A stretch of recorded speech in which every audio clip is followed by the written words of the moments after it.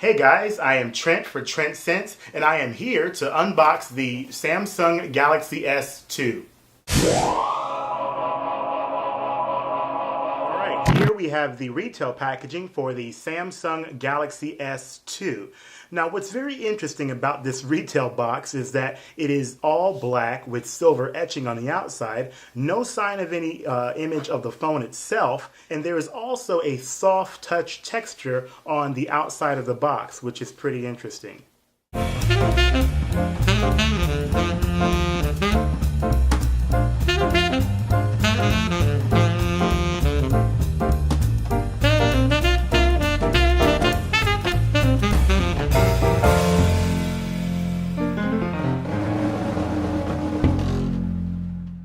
The Galaxy S2 features a 4.3-inch capacitive Super AMOLED Plus display made with Gorilla Glass and capable of displaying up to 16 million colors. Above the display, you've got a 2-megapixel front-facing video camera, sensors for proximity and ambient light, and your earpiece. And below the main display, you've got touch commands for back and menu, and in between, you've got a physical button for home. On the right side, you've got a tactile power key.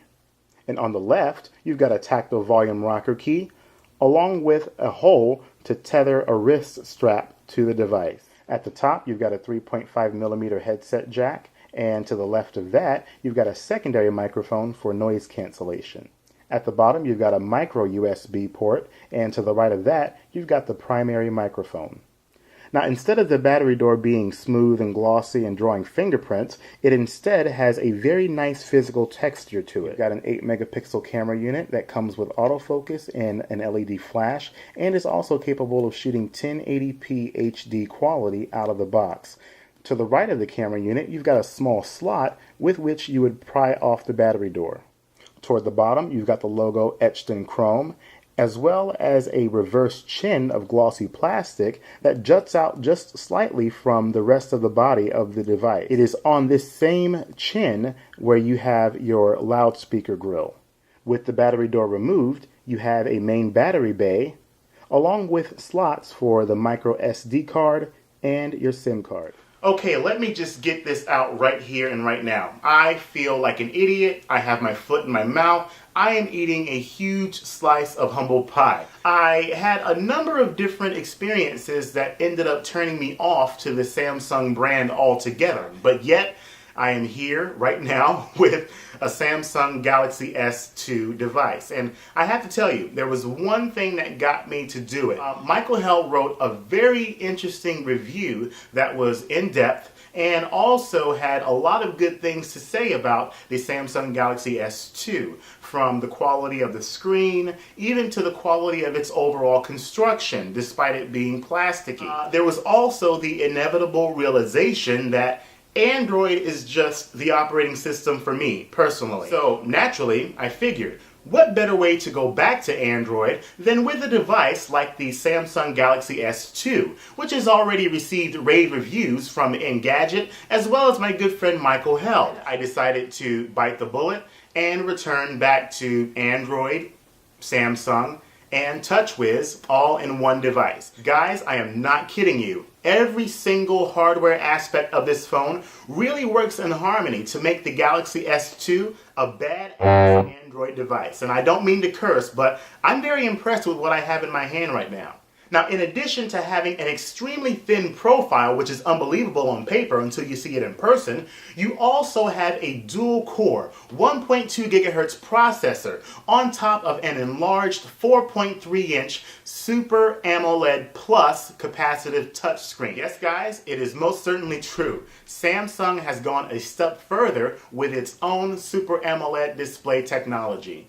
Not to mention, there is also an 8-megapixel camera with autofocus and an LED flash that is capable of shooting 1080p HD resolution out of the box at 30 frames per second. Now, the unit that I have here from ExpansysUSA has an internal capacity of 16 gigabytes in addition to a micro SD card slot. Now, I've also seen certain models listed with an internal capacity of 32 gigabytes, which is amazing. You also have the most recent 2.3 version of Android, which is Gingerbread.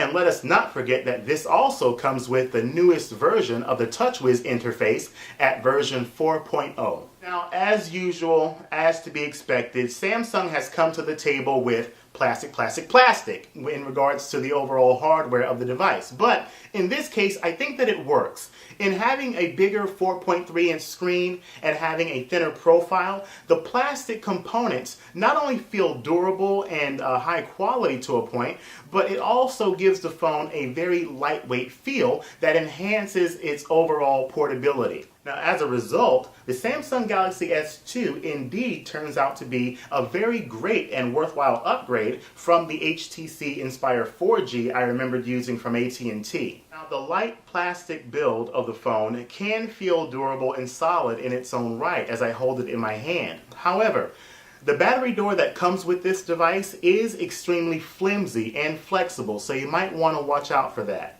Now, with that being said, I am happy that Samsung at least put thought into making the back of the battery door textured and not glossy to where it attracts fingerprints. An interesting design choice by Samsung is that it chose to take away the touch command for the search function on the front of the phone. So as a result, you only have the touch commands for the back and menu keys with a physical home key in between them. The 1650 milliamp hour battery will not be as good as the 1930 variant on the Atrix, but I do expect for it to be an improvement over the 1400 milliamp hour battery in the Dell Venue Pro. So I'm expecting good battery life for at least one day. Now, even though this does not have a hardware keypad built into it, I'm hoping that the larger screen real estate will make it easier for me to be able to touch type on the virtual keypad. The Gingerbread Keyboard application from the Android Marketplace really is worthwhile to look into in case you don't want to have to deal with the default keyboard that comes on your Android device. To be quite honest with you guys, I am so happy and so excited to be back with Android that I am willing to give the TouchWiz interface another shot on the Samsung Galaxy S2. Now, I know I talked and wrote a lot of negativity in regards to my opinions about Samsung and its plastic construction on its phones and its TouchWiz interface, but I'm willing to put all of that aside and be more open-minded in order to reap the benefits of Android once more, especially after being with Windows Phone 7 and being taken away from certain features that I've been accustomed to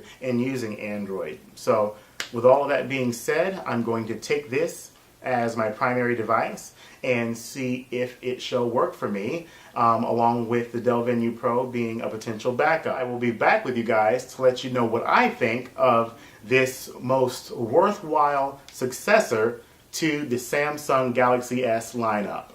All of you guys take care and stay safe.